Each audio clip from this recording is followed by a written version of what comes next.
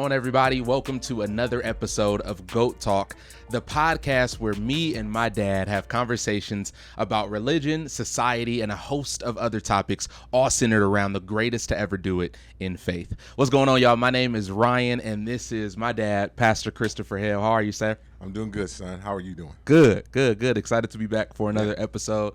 We're going to have a lot of fun today in our conversation, I think. But before we dive into our main topic for today, we always start off every episode with talking about a GOAT topic outside of our main content for this podcast on today. And my question for you today is, I've lost about almost 30 pounds in the last 3-4 months. So I haven't been able to eat this thing, but growing up, my favorite food has always been French fries. I love French fries, and I have had debates all my life about the greatest French fries of all time. So I've got to get your perspective and your feedback, and then I'll give you the right answer afterwards. But what is the greatest French fries of all time in your opinion? That was actually funny. You're going to give me the right answer. The right answer for me, I think the best French fry no longer exists. I don't know what they did, but when I was growing up, your age, whatever, everybody stopped for McDonald's fries. You wanted to get hot fries. Didn't matter where you at. You could pull up to any McDonald's, and they was always gonna deliver. Okay. Now, to me, French fries are hit and miss. Yeah. You know, I keep trying to find, to be honest, a good fry. That one has me spent. If I had to say the all-time great, it no longer exists. It sounds like it's been extinct. It used to be the McDonald's fry.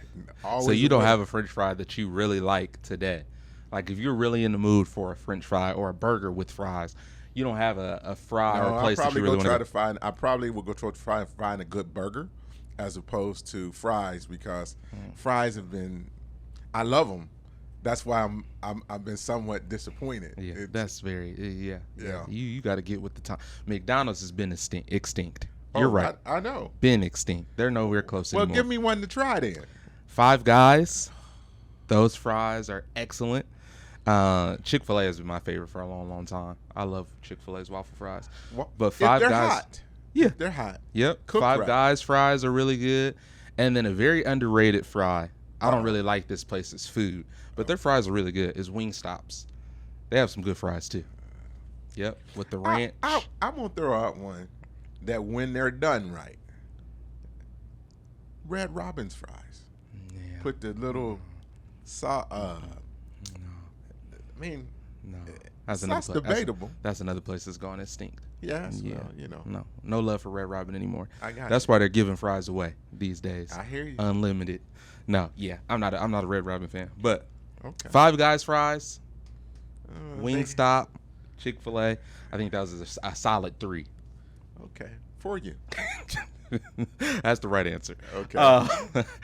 But today we're going to dive into a topic that I feel like gets talked about from a lot of different angles, especially in church, but not only in church, in the world today, and that is faith and what it means to have faith, what it looks like to have faith in difficult situations and different things of that nature. I myself, being transparent, just went through a season the last few months, or earlier this year, should I say, where I really needed to have faith, because I was in a place where I was looking for a job for a while, was planning to get married and all of that good stuff, and really needed a job so I can be able to provide and all of that good stuff. And I can definitely say that in this season, or that season, should I say, my faith was stretched immensely when it came to really figuring out why I believed God, or why I trusted God, not only just trusted him as God or the Lord over my life, but why I trusted him as a provider, a sustainer, all of those things, when I really didn't have what I was used to having the last several years of being in work and being in my career and different things of that nature. So what would you say, or why would you say it's difficult at times? Because I'm not saying, looking back on it, hindsight is 2020, obviously, I wish I would have had that amount of faith going into it, but I didn't, right? That amount of faith came over time, over those months of not having a job, over those months of having interview after interview and stuff like that, and then finally finding the right fit. Why would you say it's so tough in today specifically to have faith when it comes to difficult situations? I think it starts with our misconception of God. What you mean? People, when they want to say faith, they actually want God to be the genie in the bottle. They rub the bottle, they got 3 wishes, and God grants them right on time. Right. When faith has to do with God's being more so than what God does for you. And if I have a misconception of God, my faith is going to at some point falter or be misconcepted. Yeah. What I mean by that is God wants you to love him, trust him, believe in him, regardless of the circumstances. And sometimes the only way we get there is to go through circumstances. I'm going to just try to see if I can show it a little bit, what helped my faith and maybe shed some more light. Yeah. When I was a young minister, about 20-some years old, we had an older deacon who was dealing with a terminal illness at the church I grew up in. And I just said I wanted to go over and visit him because I'd known him all my life, and I loved his wife, and so I wanted to go over and pay him a visit. And I'm thinking I'm going over there to encourage him. And we started talking, and he said, at some point we got to talking about faith. And he said, faith for him was not whether God could heal him. Faith started, or his belief in God started, after he thought about what I do if God doesn't heal me. Do I love God any less? And so that made me change my whole thinking about God. So am I loving God for what he does, or I'm loving God for who he is? Yeah. So if I love God for who he is, then that changes my perspective of faith. And saying, when I'm put in a position or something comes in my life, how did I get here? Why am I here? What am I supposed to learn? But my faith should say God is going to bring me through. Then the other thing that strengthened my faith and always makes me change is your grandfather. Your grandfather battled a life illness, sickle cell anemia, and if his faith ever wavered, I never really saw it.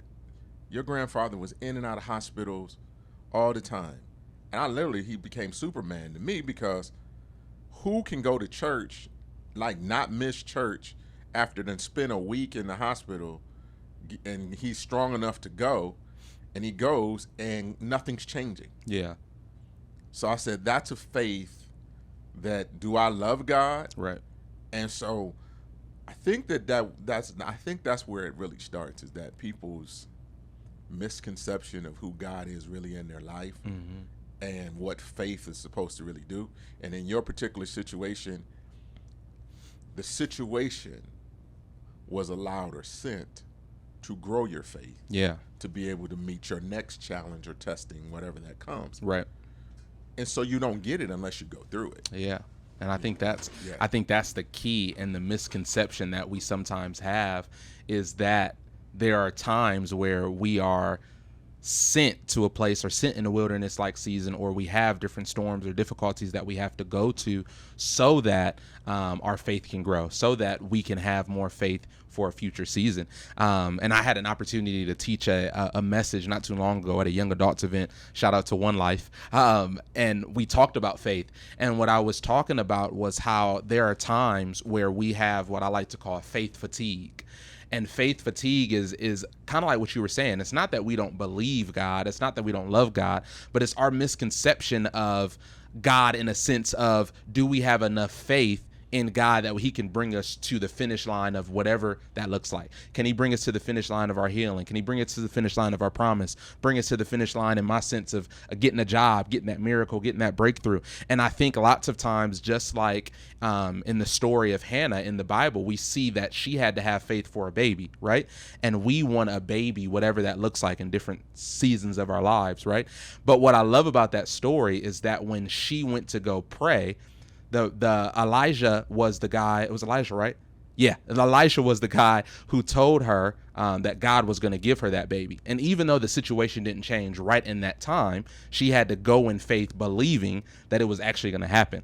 And I think for us sometimes, and hopefully this encourages somebody out there, I think for us in times, it's like we have faith, but we want it to be like that genie in the bottle situation where it's like, okay, as soon as God says this thing is going to happen, I need it to happen right now. I need it to happen instantly. But it's like we have to have faith that what he said will come to pass and actually go through it, so that we not only have faith for that thing, but now we have more faith to trust him through difficult situations as well.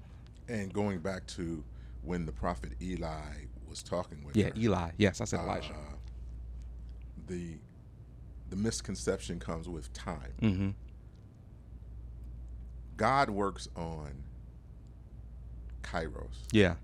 We work on Chronos. Mm-hmm. What that means is, on our time, church don't really want to talk about it. God's always late. Right. People thinking he's just late. Mm-hmm. Like your rent was due, and the check didn't show up. Yeah. In your mind, in your faith, in Mm-hmm. your walk, the reality is God was late. Yeah.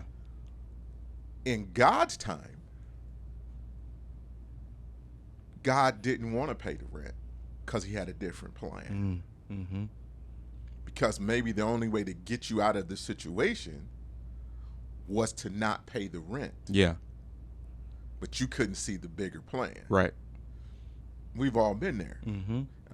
I tell them, if you haven't just lived long enough, you're going to go through a moment in which God is going to appear late, but he's going to work it all out. Mm-hmm. And I just think that those misconceptions is what it truly does impact our faith. Dealing with Hannah. Yeah. The thing that's oftentimes missed in that was Hannah was barren, which meant she couldn't have children. Right. So they thought. Mm-hmm. But it was at an appointed time. 100%. The scripture even said that God caused her to be barren. Yeah. Because sometimes we go through things so that only God gets the glory. Yep. 100%. And so we can be a testimony to somebody else that's going to happen to see it. Mm-hmm. Because what's often overlooked and not really talked about in that about Hannah's story is when she writes a song. Yeah.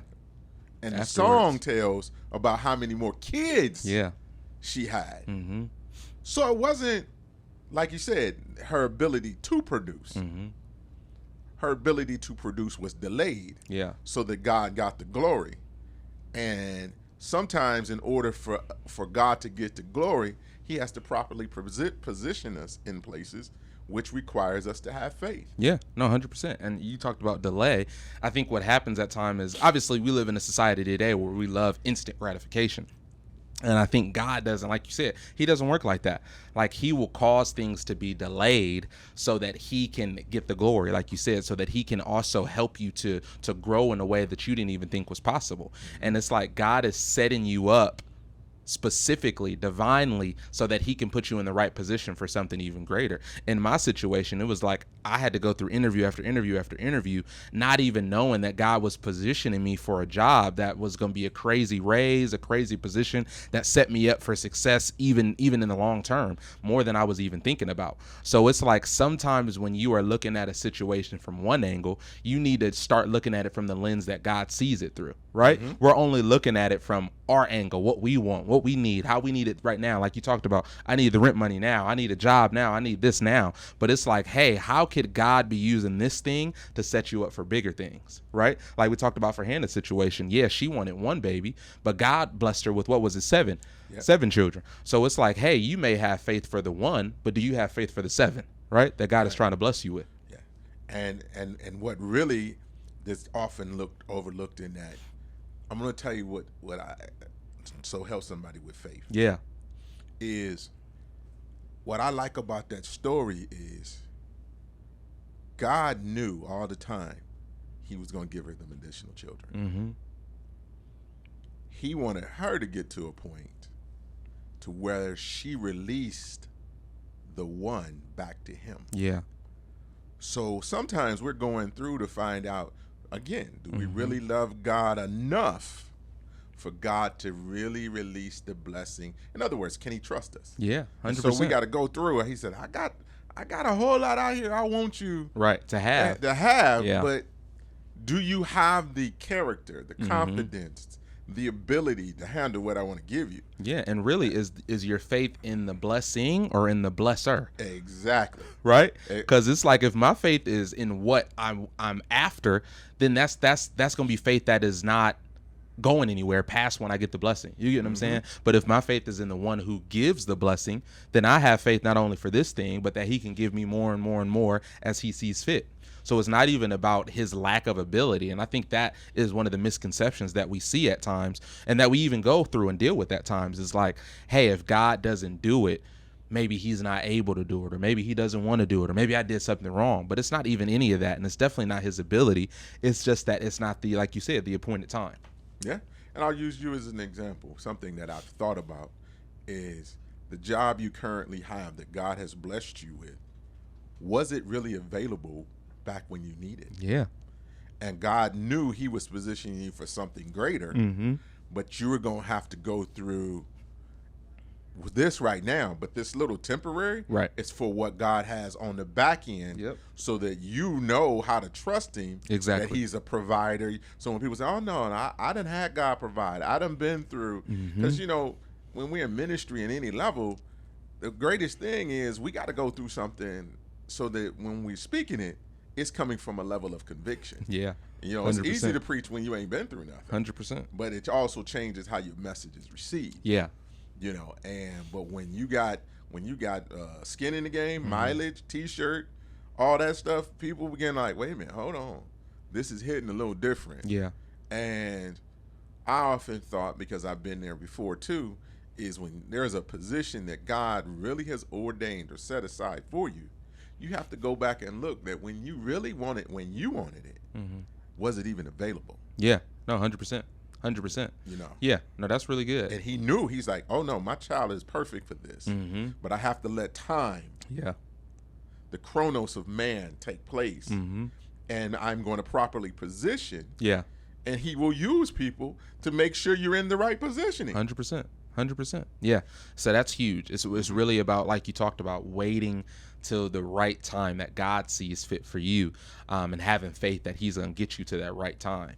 And I think that's very important. And what I want to talk about a little bit before we wrap up is really having faith for things, and then having faith as you go through things. Because I think that the faith concept is the same, but I think there's different things that we need to do when you're like, when I'm believing for a job, I'm doing some things different, right? I'm reading different scriptures. I'm watching different sermons, so my faith can grow in that specific area. But when I'm going through something, like you were talking about with Granddaddy, when he was going through the sickle cell thing, when people are dealing with cancer, when people are dealing with different things, you have to kind of work that a different faith muscle, if that makes sense. You get what I'm saying? Or would you say it's kind of similar? I would say it's a little similar, because our help is always coming from the Word. Right. And depending on what you need, you have to go find that in the Word. Yeah. If I need healing, I go find it in the Word. If I'm looking for a job and I need encouragement, both sides situations require sometimes encouragement, so I can be encouraged in both ways. But if I want to see God delivering, so then I go read about how God delivers. Correct. Yeah, that's what I was getting at. You know, and I just think that as we grow, our faith grows. We don't just seek God out or seek his word out when I'm in a situation. Yeah. That's why I think meditation and devotion time is very important for a believer, because you don't wait till you get in a situation to begin to develop it or know where to go. Right. If this becomes a part of you, it's easier for God to lead you to an area that's going to encourage you in the moment. Yeah. And sometimes he prepares you through your devotion before the situation even occurs. 100%. So that when it comes, you're not overwhelmed. Yeah. Yeah. You know, and I just think that, you know, as believers, we have to be consistent about it. You know, like we probably are watching different sports, and no matter what sport you watch, whether it's football, basketball, baseball, all the great ones has to practice. Yeah. They have to work on something in the off season. 100%. You don't improve in the season. You improve in the off season. Mm-hmm. So Bible talks about being ready in season and out of season. Yeah. So that means my preparation for daily living is important. Mm-hmm. Preachers, you shouldn't just preparate to preach. Yeah. You need to have a devotion, a time you spend with God just for yourself. Exactly. So that those type things make preaching and ministering easier, because you're ministering through a clear and clean conscience and Correct. heart. Yeah. Because you spent time with God. Yeah. And I just think that those things ties back to your faith. 100%. Yeah. So it's really using that same muscle, like you said, but just kind of doing some different things or going to get different scriptures depending on what situation or season you may be in. Yeah. Good. Yeah, that's good perspective. So as we wrap up, what would you tell somebody who may be in a tough situation right now, maybe either going through something, believing for something? What is something really quick that you would tell them to encourage them, or something they can really do to grow their faith in this season? I would encourage them to read Psalms and read Proverbs. Most times those books are overlooked. Psalms gives you encouragement. Proverbs gives you wisdom. Mm-hmm. So you need wisdom to deal with your situation, and you need Psalms to encouragement to go through the situation. Yeah. But what you have to do going in is knowing that if God gives you a word that he's going to bring you out, Mm-hmm. declare that word every day. Yeah. Declare that word over that situation, and know that it's going to come to pass. 100%. And Bible says, be not weary in well doing, for in due season you shall reap if you faint not. Right. So if you start down that road and you have enough word where you keep getting the word to build you up and edify you, Mm-hmm. when the time comes and Satan tries to make you give up, you won't give up. Yeah. Because many times you're just a few moments away Yeah. That's good. in God's time Exactly. from your miracle. Yeah, that's good. That's good. I would follow up on that by saying, like, if you're going through a tough situation, if you're going through a dark season, what I would encourage you is by saying this: faith it till you make it.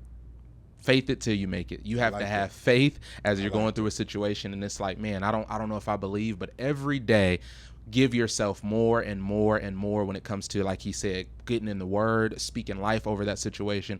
Faith it till you make it. Because if I've learned anything in this previous season that stretched my faith, it is that some seasons God puts you in not for success, but for stamina. And you might be in a season right now where you're believing for something, or believing for a miracle or a breakthrough, whatever that thing is, and God is just wanting you to grow your stamina in faith so that you can go to a next level in your journey down the line. So faith it till you make it is my encouragement for today. I like that. Yeah. I like that. Good. Well, this was another great episode of GOAT Talk, in my opinion, a really great conversation on faith, and hopefully that encouraged you. If this was your first time on our channel, please hit the subscribe button, hit that bell on the top right for notifications as well, so that you're notified anytime that we post. We love you guys, and we hope that you enjoyed this episode of GOAT Talk. We will see you next week.